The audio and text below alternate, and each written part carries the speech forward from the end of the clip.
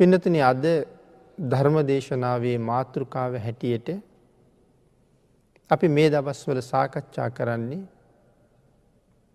නිවැරදිව මරණ සතිය වඩන්නේ කොහොමද කියන කාරණාව.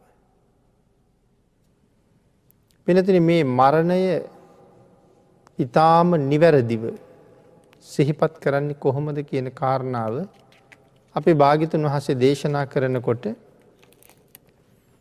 නිවැරදිව මරණ සතිය වඩන කෙනෙකුට උපකාර වෙන කරුණු 8ක් පැහැදිලි කරලා තියෙනවා. ඒකේ පළවෙනි කාරණාව තමයි වදක පච්චුපට්ඨානතෝ කියලා කියන්නේ. නිරන්තරයෙන්ම වදකෙක් එළඹිලා ඉන්නවා වාගේ කියලා හිතන්න කියලා කියවි. තමන්ගේ ජීවිතේට වදකෙක් එළඹිලා. හැම වෙලාවෙම ඒ වදකයා කඩුව අරගෙන පිටිපස්සේ ඉන්නවා වාගේ දකින්න ඕනේ. නමුත් ඔහු කොයි වෙලාවෙ කඩුව පාත් කරයිද කියලා දන්නේ නැහැ. ඒ වගේ තමයි අපේ ජීවිතෙත් මෙහෙම හිටියට කොයි වෙලාවෙ කොතන කොහොම නැති වෙයිද කියන කාරණාව අපි කවුරුවත් දන්නේ නැහැ. එහෙනම් පළවෙනි ක්‍රමය වදක පච්චුපට්ඨානතු. අපි පහුගිය ධර්මදේශනාවෙන් අවසාන හරියේ සාකච්ඡා කරමින් හිටියේ මේ කාරණාව. අපි මේ දේශනාව නිමා කරපු තැන ඉඳලා මේ කරුණු ටික ඉස්සරහට සාකච්ඡා කරමු. පින්නතුනි මෙතන මේ වදක පච්චුපට්ඨානතු කියන කාරණාවෙන් පැහැදිලි කළා සිතක් උපදිනවා, සිතක් පවතිනවා, සිතක් නැති වෙනවා. හැම සිතකටම උපාද ස්ථಿತಿ භංග කියලා අවස්ථා තුනක් තියෙනවා. ඇති වෙනවා, පවතිනවා, නැති වෙනවා. නමුත් මේ ඇතිවීම, පැවතීම, නැතිවීම කියන එක මොන තරම් වේගෙන් සිද්ධ වෙනවද? තත්පරයකට සිත් කෝටි ප්‍රකෝටි ගණක් උපදිනවා. තප්පරයක් ඇතුලේ ඉපදිලා පැවතිලා නැති වෙලත් ඉවරයි. එක සිතක්ද සිත් කෝටි ගණක්. එතකොට මේ සිත මොනතරම් වේගවත්ද කියන කාරණාව අපිට කොහොමවත්ම හිතාගන්න බෑ. බුද්ධ ආදී මහෝත්තමයන් වහන්සේලා, මහ රහතන් වහන්සේලා මේ ඉපදීම, පැවතීම, නැතිවීම දකිනවා. ඒ තරම්ම වේගවත් මේ ක්‍රමය. එනම් මෙතන සඳහන් කළා මේ ප්‍රතිසන්දි සිත උපදිනවත් සමගම කඳු මුදුනකින් බිමට වැටෙන ගල් පතුරක් වගේ බිඳෙනවා කියලා. ප්‍රතිසන්දි සිත කියලා කියවි ඉස්සරලාම මව් කුසට බැහැගත්ත හිත. ප්‍රතිසන්දි සිත. උපදිනවත් එක්කම ඒ සිතත් මැරෙනවා. කඳු මුදුනකින් බිමට වැටෙන ගල් පතුර බිමට වැටෙනකොට සීසීකර කුඩු වෙලා යනවා. උඩ ඉඳලා ගල් පතුරක් උඩට වැටෙන දිය බින්දුව ඒ ගල් පතුර උඩට වැටෙනවත් එක්කම විනාශ වෙලා යනවා. අන් ඒ වගේ තමයි ප්‍රතිසන්දි සිතත් ඇති වෙනවත් එක්කම බිඳිලා විනාශ වෙලා යනවා. මේ සිත උපදිද්දී සඳහන් කරනවා තනියම උපදින්නේ නැහැ කියලා. එතකොට සිතත් එක්ක තව මොනවද උපදින්නේ? සිතත් එක්ක උපදිනවා චෛතසික. කිසිම සිතක් තනියම උපදින්නේ නැහැ. අපි කියන්නේ චිත්ත, චෛතසික. එතකොට මේ චිත්ත, චෛතසික කියලා කියන්නේ දෙකක්ද? කාරණා දෙකක්. චිත්ත, චෛතසික කියන්නේ කරුණු දෙකක්. ඒ කොහොමද කරුණු දෙකක් වෙන්නේ කියන කාරණාව අපි තව ටිකකින් සාකච්ඡා කරමු. ඊළඟට පින්නතුනි සඳහන් කරනවා මෙහි සිතේ තියෙන ශක්තියින්, විශේෂයෙන් හිතක ශක්තියින් ගණනාවක් තියෙනවා කියලා සඳහන් කරනවා. සිතක් කියන්නේ ශක්ති සමූහයක්. එහෙම නැත්නම් ඒ උපදින්නේ තව ශක්තියින් ගණනාවක් එක්ක. තනියම උපදිනව නෙමෙයි. සිතක් උපදින්නේ තවත් ශක්තියින් ගණනාවක් එක්ක කියලා සඳහන් කරනවා. වේදනාව, තණ්හාව, සංඥාව, සංකාර ආදි වශයෙන් තනියෙන් නෙමෙයි සිත් උපදින්නේ. එහෙනම් චෛතසිකත් එක්කයි. එහෙනම් මේ වේදනා සංඥා සංකාර කියලා කියන්නේ ඒවර තමයි චෛතසික කියලා කියන්නේ. තවත් විදිහකට කියලා කිව්වොත් අපි කියනවා හැඟීම් කියලා. ඊර්ෂ්‍යා සහගත හැඟීමක්. වෛරී සහගත හැඟීමක්. ක්‍රෝධයට බර හැඟීමක්. මේ හැඟීම් කියලා කියන්නේ මොනවද එතකොට? මේවට තමයි චෛතසික කියලා කියන්නේ. හැඟීම් වලට තව විදිහකට කිව්වොත් එම්නම් චිත්ත චෛතසික. මේ දේවලුත් සමග ඉපදිලා ඒ දේවල් සිත සමගම නැති වෙලා යනවා. හිතත් එක්කම උපදිනවා, හිතත් එක්කම නැති වෙනවා. ඒක වත්තුකයි, ඒක ලම්බකයි කියලා කියනවා.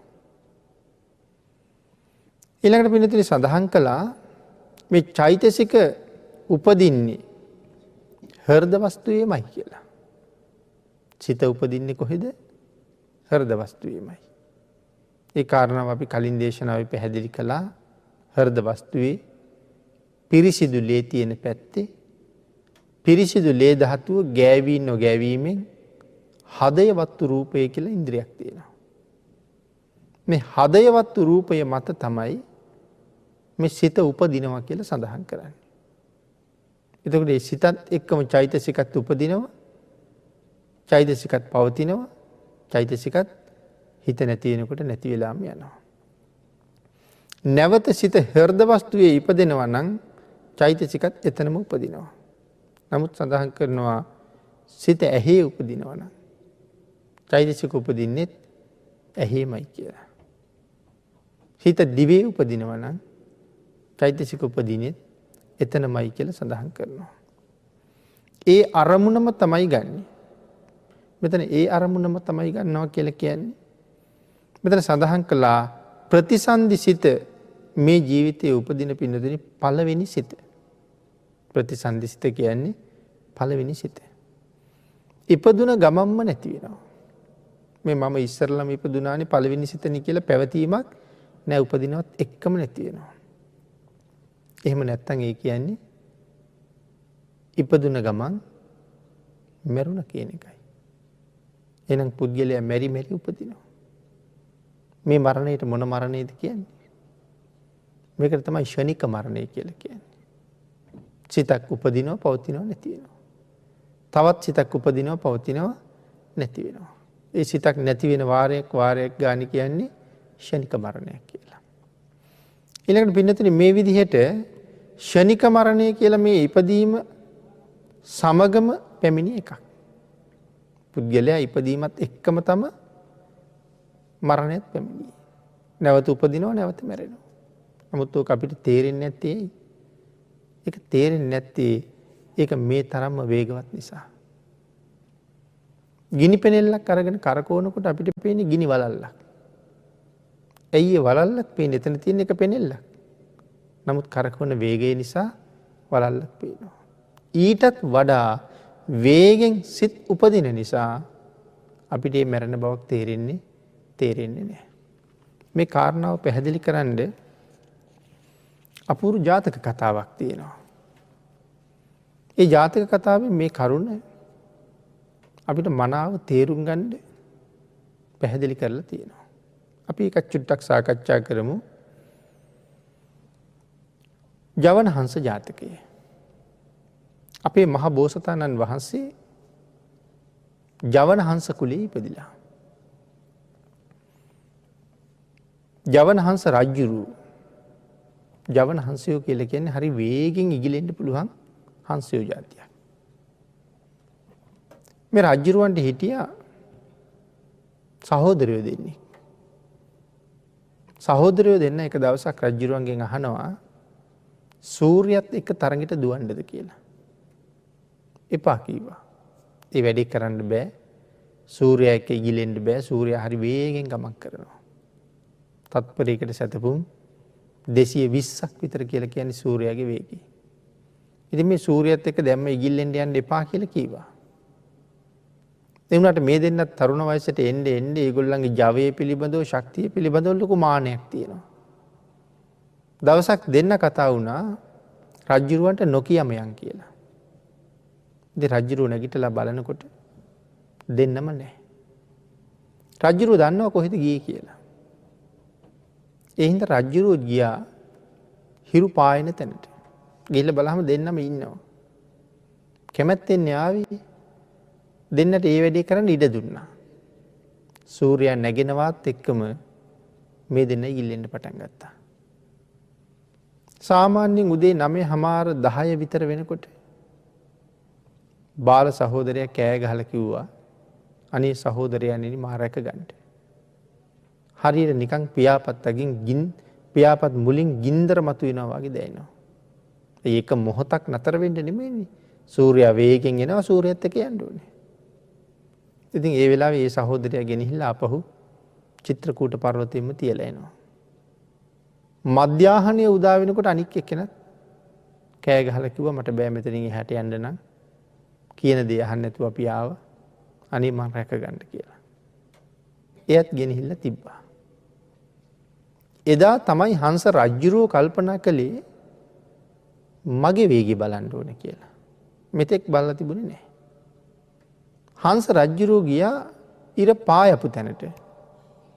දැන් ඉතින් ඉර මධ්‍යාහනයට නිකන් ගිහිල්ලා. හංස රජ්ජුරුව මුලින් පටන් අරගෙන වේගෙන් ඇවිල්ලා සූර්යයා පහු කරනවා. නැවත යනවා. දෙවනි පාරත් සූර්යයා පහු කරනවා. ඒ කියන්නේ සූර්යයාට වඩා අතිශයින්ම වේගවත්. බරණැස් රජුරුවත් එක්ක ලොකු මිත්‍රකමක් තියෙනවා. මේ ජාතක කතාව හරි විචිත්‍රයි. දීර්ඝ ජාතක කතාවක්. මම මේක මේ කෙටියෙන් කියන්නේ. බරණැස් රජුරුවයි හංස රජුරුවයි අතර ලොකු මිත්‍රකමක් තියෙනවා. ඉතින් හංස රජුරුව කල්පනා කළා මම මේ නිෂ්ප්‍රයෝජන වැඩක් කරන්නේ. සූර්යයාට මාත් එක්ක දුවන්න බෑ. දුවන්න බැරි නම් මම මේ වැඩේ කරන එකේ තේරුමක් නෑ. ඊට වඩා ප්‍රයෝජනවත් දෙයක් කරන්න ඕනේ. මොකද්ද කරන්නේ? කල්පනා කරලා තීරණය කළා මගේ යාළුවා බය කරලා යාළුවට බණක් කියන්න ඕනේ කියලා. ඒකට යාළුවා බරණැස් රජුරු. දැන් කොහොමද යාළුවා බය කරන්නේ? සඳහන් කරනවා මේ බරණැස් රාජ්‍යයට උඩින් මේ හංසයා ඉගිල්ලෙනවා මුළු බරණැස් රාජ්‍යම කළුවරයි. ඇයි මේ දවාලේ රාජ්‍ය කරවල වෙලා තියෙන්නේ? සූර්ය රශ්මියට බරණැසට පතිත වෙන්න දෙන්නේ නැහැ. අපේට තේරෙනවද හංසයාගේ වේගය කොහොමද කියලා? එක හංසයා ඉන්නේ මුළු බරණැස් අහසම වියනක් බැඳා වගේ වහලා. හරියට නිකන් ගිනි පෙනෙල්ල කරකවනකොට ගිනි වලල්ලක් තියෙනවා වගේ එක හංසයයි මුළු අහසෙම යනවා අහස පේන්නේ නැහැ. එහෙනම් මොන තරම් වේගෙන් මෙයා ගමන් කරන්න ඕනේද? බරණැස් රාජ්‍යම කරවල වෙලා රජුරු බය වෙලා ඉන්නේ. ඇයි මේ වෙනද කරවල වැටෙන්නේ නැති වෙලාවක මුළු රාජ්‍යම කරවල වෙලා. එහෙම කරලා රජුරු ගාවට යනවා. ගිහලා කියනවා බය වෙන්න එපා. මමයි මේ කරවල කෙරුවේ. ඉතින් රජුරුවට පිළිගන්න පුළුවන්ද මේක? රජුරු ඒ නිසා කිව්වා මට ඒ වේගය බලන්න ඕනේ කියලා. සඳහන් කරනවා ජාතක කතාවේ නම් රජුරු පියාපත් ඔසවලා පියාපත් අතර බෙහෙත් තෙල් ගැල්ලුවා කියලා. මේ තරම් වේගෙන් ඉගිල්ලිලා වෙහෙස ඇති කියලා. සඳහන් කළා වැඩක් නෑ මහරජා. මට නම් පුළුවන් පෙන්වන්න. ඒ වුණාට මම යන වේගෙ පේන්නේ නෑනේ. නමුත් රජුරවන්ට මේක බලන්නම ඕනේ. ඊට පස්සේ රජුරවන්ට කතා කරලා කිව්වා එහෙනම් දුනුවායු 4 දිනක් කැඳවන්න. රාජාංගනයේ ගල් කණුවක් ගල් ටැඹක් හිටවන්න. 4 දෙනා ගල් ටැඹ 4 පැත්තේ හේතු කරන්න. ඒගොල්ලන්ට කියන්න 4 පැත්තකට ඊතල 4ක් විදින්න කියලා. තමන්ගේ උපරිම ශක්තිය. ඒ ඊතල 4ම බිම වැටෙන්න ඉස්සෙල්ලා මං ගෙනල්ලා දෙනවා. දැන් එතකොට ගල් ටැඹ හිටවලා තියෙනවා. දනුද්දරයෝ 4 දෙනා 4 පැත්තේ ඉන්නවා. මේකත් මේ සාමාන්‍ය දනුද්දරයෝද? නේ ඉස්සර දුනුවායන්ට තිබුණා පින්නතනේ මේ විශේෂ උපාධි. ඒ ශිල්පයේ කෙල පැමිණියයිට. ඒ ඇයිට කිව්වා අක්කන වේදී, සරවේදී, ශබ්ද වේදී, වාල වේදී. ඉතින් ඒ අය ගැන මේ වෙලාවේ දීර්ඝව විස්තර කරන්න ඕන නැහැ. මේවාගේ දක්ෂ දුනුවායෝ 4 දෙනෙක් තමයි ගෙනල්ලා 4 පැත්තේ හේතු කරලා තියෙන්නේ. හංසයා ඉන්නවා ගල් කණුව උඩ. රජ්ජුරුවන්ට පේන්නේ නැති හින්දා නූලක් බැඳලා තියෙනවා. හංසයාගේ ඇඟේ කකුලක බැඳලා 4 දෙනා ඊතල 4 මුදා හැරියා එකපාර. ඒ වැටෙන්න ඉස්සලා ගෙනත් දෙනවා කියලානේ කිව්වේ. ඉස්සෙල්ලා ගිහිල්ලා බටහිර පැත්තට ඊතලයේ විදපු එක්කෙනාගේ ඊතලයේ ගෙනල්ලා එයාගේ පය පාමුලින් තියනවා. තියලා යනවා නැගෙනහිරට විදපු එක්කෙනාගේ ඊතලයේ ගේන්න. එයාගේ ඊතලෙත් ගෙනල්ලා එයාගේ පාමුලින් තියනවා. උතුරටයි දකුණට විදපු දෙන්නගේ ඊතල දෙකත් ගෙනල්ලා පය පාමුලින් තියනවා. එතකොට 4ම එකපාර ගන්නෙ නෑ. එකක් ගෙනල්ලා විදපු කෙනාගේ පය පාමුල තියලා තමයි අනිකට යන්නේ. ඊතල 4ම බිම වැටෙන්න ඉස්සලා ගෙනල්ලා තියලා හංසයා කණුව උඩ ඉන්නවා. එතකොට මේ හංසයා මොන වේගෙන් යනවද? බරණැස් රජුරවන්ට තේරෙන්නේ නැහැ මේක. පස්සේ රජුරුව ඇහුවා යාළුවේ හංස රජුරුවනි මීටත් වඩා වේගවත් දේවල් ලෝකේ තියෙනවද? හංස රජුරුව කියනවා මේක මගේ උත්කෘෂ්ඨ වේගයක් නෙමෙයි. මේක මගේ මධ්‍යම වේගයක් නෙමෙයි. මේක මගේ සාමාන්‍ය වේගය. මේ ඊතල අහුලන්න ගියේ සාමාන්‍ය වේගකින් උපරිම වේගයක් නෙමෙයි ගියේ. එහෙනම් හංස රජුරුවනේ උපරිම වේගයටත් වඩා වේගවත් දේවල් ලෝකේ තියෙනවද? ඔව් මහරජා. රජුරවන්ට හිතා ගන්න බැරුව ගියා මීටත් වඩා වේගවත් දේවල්. දැන් මේ සාමාන්‍ය වේගෙනේ දැක්කේ. එතකොට මෙයාගේ උපරිම වේගය කොහොමද? ඒතර ඊටත් වඩා වේගවත් දෙයක් තියෙනවා නම් මොකද්ද ලෝකේ ඒක? ඊට සඳහන් කළා මහරජා ඒ තමයි මරණය. මගේ උපරිම වේගයටත් වඩා වේගෙන් සත්වයා හොයාගෙන මරණය එනවා. එහෙම කියනවත් එක්කම බරණැස් රජුරු සිහි නැතුව බිම වැටුණා. රජුරුවන්ගේ පිරිස මුහුණට පැන් ඉහලා නැවත රජුරු සිහි ගැන්නුවා. මේ වෙලාවේ නම් රජුරු ඇහුවා හංස රජුරුවනි ඒ තරම් වේගෙන් මරණය අපි හොයාගෙන එනවා නම් අපි මොනවද කරන්න ඕනේ කියලා. මේ ටික කරලා යන්න තමයි හංස රජුරුව ආවේ. ආන් ඒ වෙලාවේ බරණැස් රජුරවන්ට බණක් කීවා. මහරජා බය වෙන්න දෙයක් නැහැ. මේ ලෝකේ තියෙනවා ධර්මයක්. දස දාන වස්තු සම්පූර්ණ කරගන්න. දස පුණ්‍ය ක්‍රියා සම්පූර්ණ කරගන්න. දස කුසල් වඩන්න.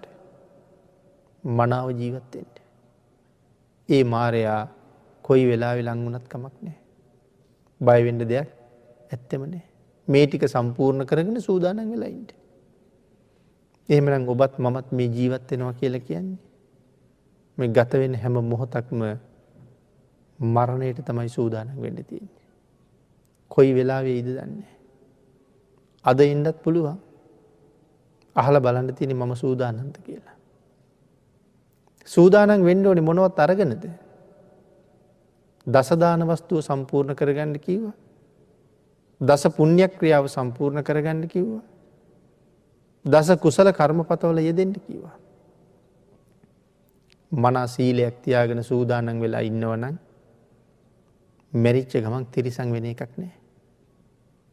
නිරේගාමි වෙන්නේ නැහැ. പ്രേත ලෝකවල අසුර ලෝකවල ඉන්නේ නැහැ. මැරිච්ච කෙනාගේ උපදින තැන තීරණය කරන්නේ සීලය. එහෙම නැත්නම් කෙනෙක් මැරිලා ගිහිල්ලා උපදින්න ඉන්නේ කොහෙද? ආන්ගේ උපදින්න ඉන්න තැන වෙනස් කරන්නේ සීලය. මැරිලා උපදින්න ඉන්නේ සමහරලාවට කුණු ගොඩක් උඩ ඉහෙන බැස්සෙක් වෙලා වෙන්නේ.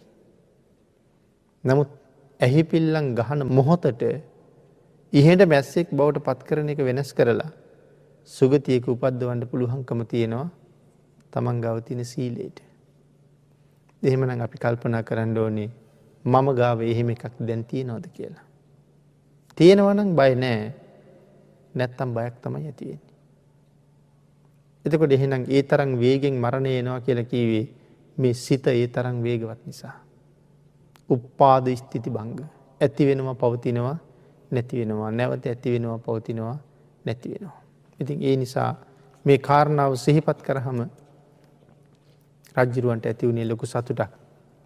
ගුණ ධර්ම පුරාගෙන ජීවිත පවත්වන්න කියන එක අපිට හොඳ බණක් කියලා තියෙනවා. අපේ බුදුරජාණන් වහන්සේ බෝධිසත්ව අවදියේ තිරිසන් ආත්මවල ඉපදිලත් ලෝක සත්වයාට බණ තමයි කියලා තියෙන්නේ. මොන තරම් කරුණාවක් බෝධිසත්ව කාලේ ඉඳලා සත්වයා කෙරෙහි තිබුණාද? මෙන්න මේ මරණය කියන එක ෂණික මරණය. මේකට කියන්නේ ෂණික මරණය කියලා. සිතක් උපදිනවා පවතිනවා නැති වෙනවා. ඒකට කියනවා ෂණික මරණය කියලා. ඊළඟට පින්නතුනි මේ ෂණික මරණයේ වේගය තමයි අපි මේ ජාතක කතාවත් එක්ක සාකච්ඡා කරන්න යෙදෙන්නේ. ආන් ඒ නිසා මෙතන සිහි කරන්න කියලා තියෙන්නේ ජාතස්ස පන අවස්සන් මරණතු ඉපදුනොත් අනිවාර්යයෙන්ම මැරෙන්න ඕනේ. ඒකයි මේ ජාතස්ස පන අවස්සන් මරණතු ඉපදුනොත් අනිවාර්යයෙන්ම මැරෙන්න ඕනේ. ඒ බව නිතර නිතර සිහි කරන්න ඕනේ කියලා කියනවා.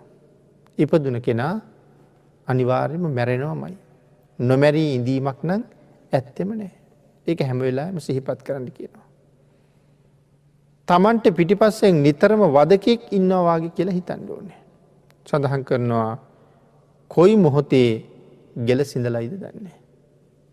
පිටිපස්සේ ඉන්න වදකයක් කොයි මොහොතේ ගෙල සිඳලායිද දන්නේ නැහැ. ඒ වගේ මේ ජීවිතේ මගෙන් කොයි වෙලාවෙ අරගනීද දන්නේ නැහැ. සූදානම් වෙන්න හෙටනම් කල් නැහැ. හෙට සූදානම් වෙන්න හිතන්න පුළුවන්.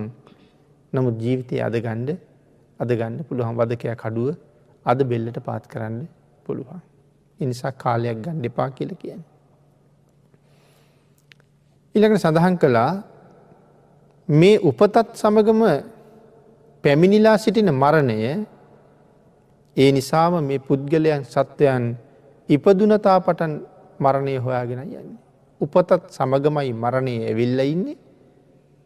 පුද්ගලයා මේ සත්වයන් ඉපදුන දා ඉඳලා මරණයට යන්නේ. එහෙනම් ඉපදුන දා ඉඳලා මරණයට යනවා. පිළිතුරු මේකට උදාහරණ මේ ලෝකේ ඕන තරම් තියෙනවා. කන්දක් මුදුනේ ඉඳලා ගලාගෙන බහිනවා ගංගාවක්. කන්ද මුදුනේ ඉඳලා ගලනකොට ඒක වේගෙන් ගලනවනේ. එක මොහොතක්වත් කොතනවත් නතර වීමක් තියනවද? මේක ගලාගෙන යනවා. අපේ ජීවිතේ නතර වීමක් නම් කොතනවත් නැහැ. මේකත් ගලාගෙන යන්නේ කවදා හරි මරණයකට. ගඟ ගලාගෙන යනවා මොහොත ගාවට. සාගරයේ දක්වා ගඟ ගලනවා. ඔබයි මමයි එක මොහොතක්වත් නතර නොවි මේ කොහාටද යන්නේ? මරණය ගාවට. අපි කොයි පැත්තට ගියත් යන්නේ මරණය ගාවට නෙමෙයිද? ඉස්සරහට ගියත් පිටිපස්සට ගියත් නැගෙනහිරට බටහිරට උතුරට දකුණට කොහෙ ගියත් අපි යන්නේ මරණය ගාවට. ඒ නිසා බේරෙන්න පැත්තක් ඇත්තෙම නැහැ. ඒ නිසා මෙතන සඳහන් කරන්නේ සත්‍යයන් ඉපදුන දා පටන්ම මරණය හොයාගෙන යනවා. කොයි වගේද? සූර්යා මතුවන තැන පටන් බහින පැත්තටමයි යන්නේ. සූර්යා යම් තැනකින් මතුවෙනවා. අපිට පේන්නේ ටික ටික උඩට එනවා වගේනේ. නමුත් මේ කොහෙද යන්නේ? මේ හොයාගෙන යන්නේ බහින තැන. එතකොට අපිත් ඉපදුන දා ඉඳලා අපිටත් පේන්නේ ලදරුවා ළමයා වුණා. ළමයා තරුණයා වුණා. ඉතින් අපි හරි කැමතියි ඒ තරුණ වයසට එනකන් එනවට. එහෙනම් මේ ලදරුකම, ළමාකම, තරුණකම, මැදි වය මේ සේරම පහු කරගෙන මේ කොහෙද යන්නේ? මරණය ගාවට. සූර්යාගේ ගමනම තමයි අපිත් මේ යන්නේ. ඒ වගේම සඳහන් කරනවා මේ ළමයා ඉපදුන දා ඉඳලා ටික ටික මේ යන්නේ මරණය හොයාගෙන. ඊළඟට යම්සේ පර්වත මුදුනෙන් ගලන දිය ඇලි, තනකොළ, පඬරැල් මේ සියල්ලම අරගෙන ගසාගෙන යනවා අවසානයේ දක්වා. නැත්නම් සාගරයේ මුණ ගැහෙනකන්. එක මොහොතක්වත් නවතින්නේ නැහැ. ඒ වගේ තමයි අපිත් එක මොහොතක්වත් නවතින්නේ නැහැ. රෑ දවල් දෙකේම මේ යන්නේ මරණය හොයාගෙන. අන්න ඒ වගේ මොහොතකුද නොනැවති මරණයට අභිමුඛවම තමයි අපි ගමන් කරන්න කියලා සඳහන් කරනවා. ඊළඟට තවත් උදාහරණයක් සඳහන් කරනවා මේ ගවයා. කවුරු හරි ගවයෙක් අරගන්නවා මරන්න. ගෙදරක ඇති කරන ගවයෙක්. ගෙදර මිනිස්සුන්ගෙන් සල්ලි දීලා ගන්නවා. ගවයට කණ්ඩක් දෙනවා. ගවයට බොණ්ඩක් දෙනවා. කඹයකුත් දා ගන්නවා. බොහොම කීකරුවා අරන් යනවා. කොහාටද මේ ගෙනියන්නේ? ඝාතනාගාරයට. දැන් එතකොට ගවයා මේ ඇති කරපු ගෙදර ඉඳලා පාදය ඔසවලා තියෙන පියවරක් ගානේ කොහාටද එයා ලං වෙන්නේ? ඝාතනාගාරය ගාවට. ඒ කියන්නේ ජීවිතේ අවසානයේ සිදුවෙන තැනට. ගවයා ඒක දන්නවද? එයා බොහොම කීකරුව යනවා. ආන්ගේ වාගේ මේ මොහොතේ යම් පාදයක් ඔසවලා යම් තැනක අපි තියනවද? ඒ පය තීතියා යන්නේ මරණය ගාවට. අපිට හිතෙනවා අපි කොළඹ යනවා. අපි නුවර යනවා. අපි වන්දනාව යනවා. මේ කොයි පැත්තට ගියත් කොහෙද මේ යන්නේ? මේ කොයි පැත්තට ගියත් මේ යන්නේ මරණය ගාවට. ඒ හින්දා මේකේ නිමාවක් නැහැ. හැම වෙලාවෙම අවශ්‍ය සූදානමක් විතරයි. සූදානම් පුද්ගලයා ඒ ඕනෑම මොහොතක ඒ තත්ත්වයට මුහුණ දෙන්න බලාපොරොත්තු වීම තමයි සූදානම් වෙලා ඉන්නේ. ඊළඟට පින්නතුනි මේ කාරණා තවත් විස්තර කරනකොට තවත් සඳහන් කරනවා යම් කෙනෙක් මේ මහ පොළවේ පය තියලා පයින් ඇවිදගෙන යනවද? යානාවක යනවද? අහසින් යනවද? ඒ කොහෙන් ගියත් ගිහිලා තියෙන්නේ මරණය ගාවටමයි කියන කාරණාව. අන්න එහෙම පින්නතුනි හිතලා බය වෙන්න කියලා එහෙම නෙමෙයි මෙතන කියන්නේ. මේ තරම් ඉක්මනට මං හොයාගෙන මරණය එනවා කියලා බය වෙන්න කියලා නෙමෙයි අපිට කියන්නේ. මොකද බය වුණා කියලා ඉති වැඩක් තියනවද? බය වුණා කියලාවත් ඇඬුවා කියලාවත් වෙනත් කටයුත්තක යෙදුන කියලාවත් මරණය නවතින්නේ නැහැ. අඬන කෙනා ගාවටත් එනවා. බයේ ඉන්න කෙනා ගාවටත් එනවා. සතුටින් ඉන්න කෙනා ගාවටත් එනවා. අහවල් කෙනා ළඟට යන්නේ නැහැ කියලා කෙනෙක් මරණයට නැහැ. හැම කෙනා ගාවටම යනවා. එහෙනම් මෙතන සඳහන් කළේ මරණානුස්සතියදී සඳහන් කරන්නේ සංවේග උපදවන්න කියලා. බය වෙන්න කියලා නෙමෙයි. සංවේග උපදවන්න කියලා. කොහොමද සංවේග උපදවන්න කියන්නේ? දැන් මේ වෙලාවේ මරණය මට ලැබුණොත් මම ඒ මරණයට සූදානම්ද කියලා හිතන්න. සංවේග උපදවනවා කියලා කිව්වේ ඒකයි. සූදානම් බව Tamanට වැටහෙන්නේ නැත්තම් සිල් නැහැ. අනතුරුදායකයි. ගුණ නැහැ. තිසරණ නැහැ. ධර්මානුකූල වෙලා නැහැ. මෛත්‍රී සහගත බව නැහැ. හැමතැනම අනතුරුදායකයි. සූදානම් වෙන්න කිව්වා. සංවේග උපදවන්න කිව්වා. එයි තව මොහොතකින් මේ දරුවෝ ටික දාලා යන්න වෙන්න පුළුවන්. තව මොහොතකින් මේ හදලා යන්තම් වැඩ නිමා කරපු ගෙදර දාලා යන්න වෙන්න පුළුවන්.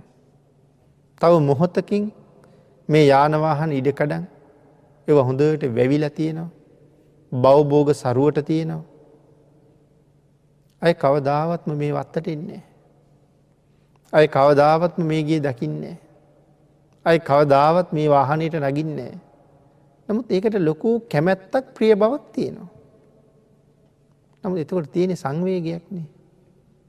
වැස්ස වහිනවා. අඳුර වැටෙනවා. සීතල දැනෙනවා.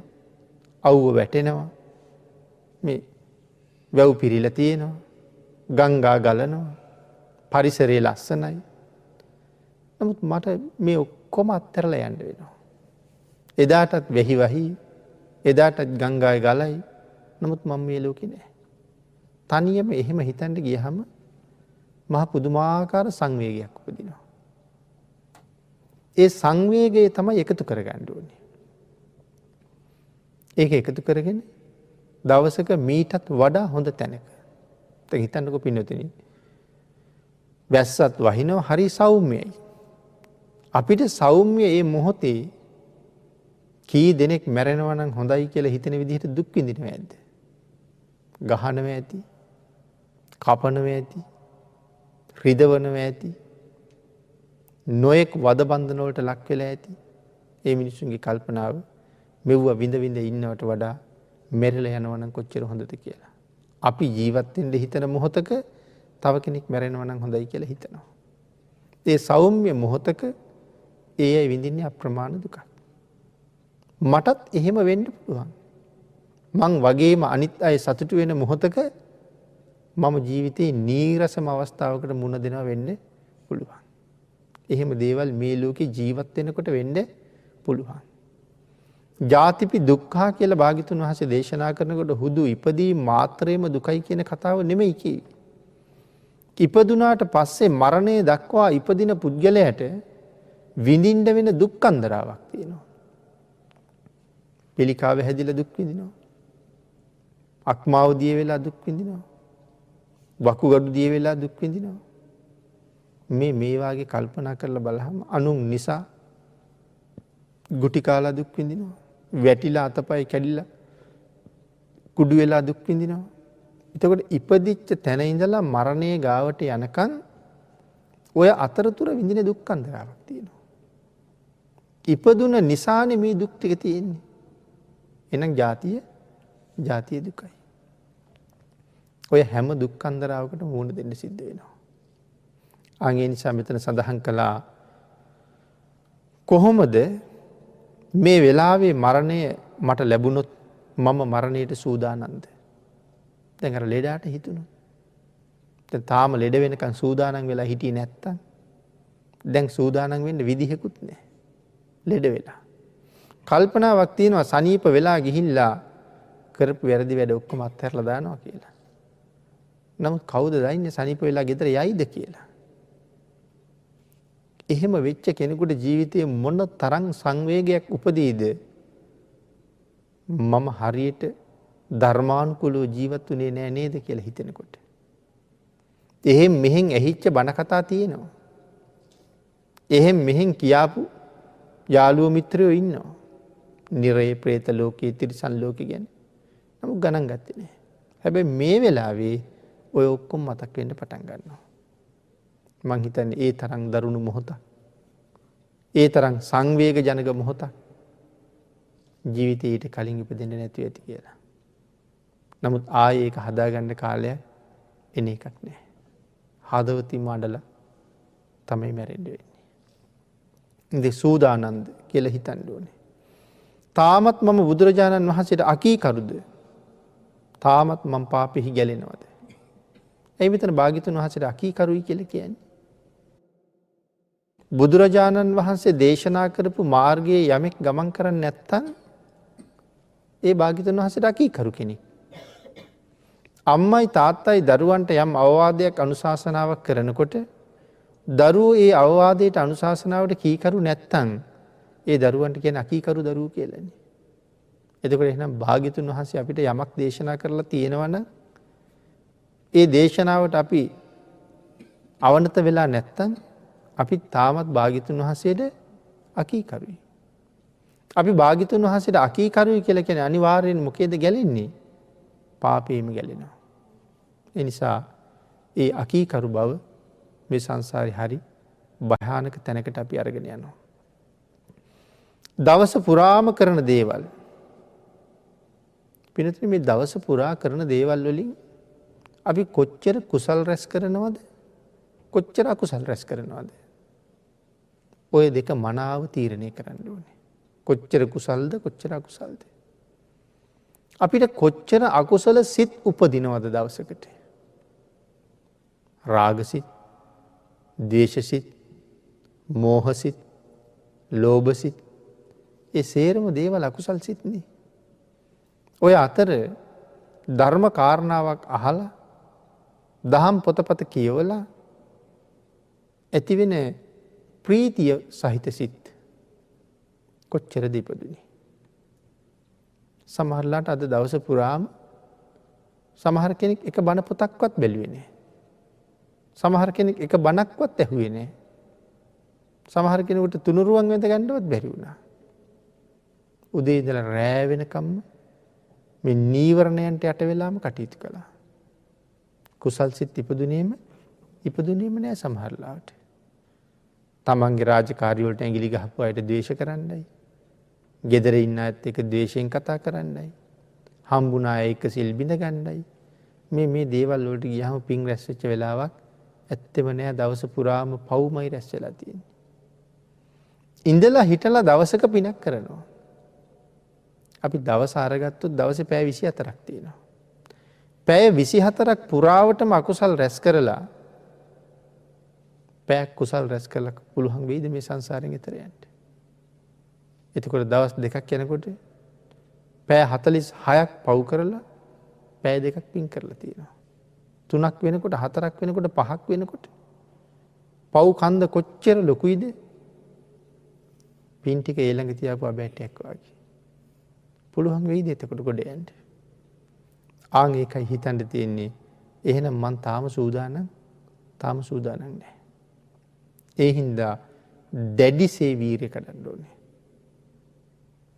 මේ සංසාරයෙන් එතර යන්න නම්. ඒ කාරණාවයි මෙතන මේ සිහිපත් කරන්නට යෙදුනේ. ඊළඟට පින්නතුනි මේ කියන කාරණාවල් මනාව කල්පනා කරලා බොහොම සංසාරී මනුස්ස ජීවිතයක් ලැබෙනවා කියන එක පරම දුෂ්කරයි. ඒ කියන්නේ අද ලැබිලා තියෙන මේ මනුස්ස ජීවිතේ ආය සමහරට අවුරුදු කෝටි ගානකින්වත් හම්බෙන්නේ නැති ජීවිතයක් මේ හම්බ වෙලා තියෙන්නේ. තව මොහොතින් විදිලා යන්න පුළුවන්. ආන් ඒ හින්දා කුසල් කරලා ආපහු සුගතියක උපදින්න පුළුවන් තැනට ජීවිතේ කොහොම හරි පෝෂණය කරන්න ඕනේ කුසල් වල. කුසල් දහම් රැස් කිරීම අඩු කරන්න හේතු වෙන ප්‍රමාදයේ හෙවත් කුසලයට කම්මැලිකම අපි නැති කරන්න ඕනේ. කුසලයට තියෙන කම්මැලිකම නැති කරන්න ඕනේ. මොකද අපේ කම්මැලිකම වැඩියෙන්ම තියෙන කුසල් පැත්තට. අකුසල් කරන පැත්තට එහෙම කම්මැලි බවක් පේන්නේ නැහැ. බණ අහන්න ඕනේ කියලා හිතුනොත් වෙන වැඩකට යෙදෙනවා. බණ පොතක් බලන්න ඕනේ කියලා හිතුනොත් සමහරලාට නිදා ගන්නවා. පින්කමක් කරන්න ඕනේ තැන අපි ඒකට පහු වෙනවා. හැබැයි අකුසලයක් රැස් කරන්න යමකටද යෙදෙන්න තියෙන්නේ ඒ හැම එකක්ම සැලසුම් කරලා උනන්දුවෙන් උද්‍යෝගයෙන් මේ වෙනුවෙන් යෙදෙනවා. ඒක සාමාන්‍ය සත්වයාගේ සිරිත. ඒක නිසා තමයි සාමාන්‍ය සත්වයාගේ මහගෙදර වගේ නිරය කියලා සඳහන් කරලා තියෙන්නේ. අවීචයට අබෑටයක් දැම්මහම ඒක කාලාන්තරයකට බිම වැටෙන්නේ නැහැ කියලා කියන්නේ. අවීචයේ ඒ තරම්ම නිරිසත්තුන්ගෙන් පිරීලා. උපමාව කොහොමද තියෙන්නේ? බටයකට ඊයම් පුරවහම ඒ බටේ අතුරු සිදුරු නැතුව ඊයම් වලින් පිරෙනවා.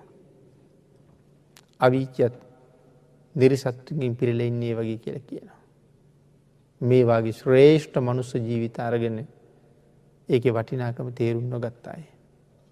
ආන් ඒ නිසා මෙතන සඳහන් කරනවා මෙන්න මේ කම්මැලිකම නැති කිරීම සඳහාම කුසලයට තියෙන අකමැත්ත නැති කිරීම සඳහාම මරණ සතිය වඩන්න කියලා. මොකද නිතර මම මැරෙන කෙනෙක් මරණං ආදී වශයෙන් මරණය සිහිපත් කරනකොට හොඳට භවභෝග සම්පත් තියාගෙන ජීවත් වෙච්ච අය ඒ සම්පත් සියල්ලම අතහැරලා දාලා මැරිලා ගිහිල්ලා තියෙන බව මනාව කල්පනා කරාම ඒ පුජ්‍යලයට මමත් මැරෙනව නේද කියන කාරණාව ටික හිතෙන්න පටන් ගන්නවා. එහෙම නැති වුණා නම් අපි ඕන තරම් මරණ දැකලා තියෙනවා පින්නතුනි. මේ ජීවිතේ කොයි තරම්නම් මලගෙවල් වල අපි ගිහිල්ලා ඇද්ද? නමුත් ඒ කාගේවත් මරණය පිළිබඳව හැඟීමක් තියෙනව පේනවද? හරියට නිකන් අර මැරිච්ච මිනිසයා විතරයි මැරෙන්නේ, අපි කවුරුවත් මැරෙන්නේ නැහැ වාගේ ඉන්නේ. ඉඳ සංවේග බවක්, මේ මරණය සිහිපත් කරන බවක්, දකින්න බවක් එහෙම එකක් නැහැ. වැඩියෙන් වැරදි කරන තැනක් නේ මලගෙදර කියලා කියන්නේ. මැරිච්ච මිනිසියත් පැත්තක. තව පිරිසක් මේ අප්‍රමාදී වෙනවද? කුසල් වඩනවද? මේ මිනිසයාට වෙච්ච දේ තව දෙයකින් මට වෙයි කියලා හිතෙනවද? එහෙම හිතෙන්නේ මැරෙන්නේ වගේ ජීවත් වෙනවා. සමහර වෙලාවට මැරුණ කියලා දන්නෙත් නෑ. එහෙම සඳහන් කළේ. ඒ මිනිසයා මැරිලා මල් ශාලාවට ගෙනහිල්ලා කපලා පස්සේ අරගෙන ඉන්නේ මේ කෑලි කෑලි කපාපු මිනිස්සෙක්. නමුත් හරියට අපි අඬන්නේ පණ තියනවා. ඊට පස්සේ ගෙදරින් ගෙනියන්න මේ පෙට්ටිය වහනකොට ආයෙ කෑ ගහලා අඬනවා. කවුරු හරි ඉක්මනට ඇවිල්ලා ඇහුවොත් "ඇයි පණ තියනවද පෙට්ටියේ ඉන්න කෙනාට?" ඇහුවොත් එimhe මේක වහනකොට හුස්ම හිර වෙලා මැරෙයි වාගේනේ. පණ තියනවද කියලා ඇහුවොත් මොකද්ද දෙන උත්තරේ? නෑ මැරිලා. ඉතින් එහෙනම් මොකටද අඬන්නේ කියලා ඇහුවොත් මේ වෙනකොට ඒ මිනිස්සයා වෙන කොහේ හරි උපදින තැනක ඉපදිලා සිත් පරම්පරාවල් කෝටි කීයක් පහු කරලාද මැරිච්ච ගමන්ම උපදිනවා. අපි තාම මෙහි අඬනවා. අඩුම තරමේ බුදු දහමේ මූලික න්‍යායවත් නැහැ. එතකොට පිටින් බාහිරින් භාග්‍යතුන් වහන්සේගේ ධර්මය ගැන හොඳට දන්න කෙනෙක් අපි දිහා බලාගෙන හිටියාම අර පෙරලි පෙරලි අඬනකොට අපි ගැන සංවේග තමයි උපදින්නේ. මේ ශ්‍රේෂ්ඨ ධර්මයේ උරුම කරගෙන ඉපදිලා තාම මේකේ මූලික න්‍යායවත් මේ මිනිස්සු ගාව නැහැ කියලා ඒ අය හිතනවා. මොකද මැරිච්ච කෙනෙක් වෙනුවෙන් ඇඬුවා කියලා එන්නෙත් නැහැ. පණ දෙන්න පුළුවන්කමකුත් නැහැ. සංවේග උපදවන්න ඕනේ. මේ දවස් දෙකක් තුනක් ගේ ඇතුලේ තිබුණා. ඒ කාලේ මමත් මැරෙයි කියලා වගේ විත්තියක් තිබුණේ නැහැ. එහෙනම් මේ ගේ ඇතුලේ තියාගෙන මමත් මැරෙන කාරණාව දැනගෙන මොන තරම් ධාර්මික වෙන්නද තිබුණේ. එහෙම වුණේ නෑ අපි. ඒ හින්දා අපිට මේක තේරිලා නැහැ.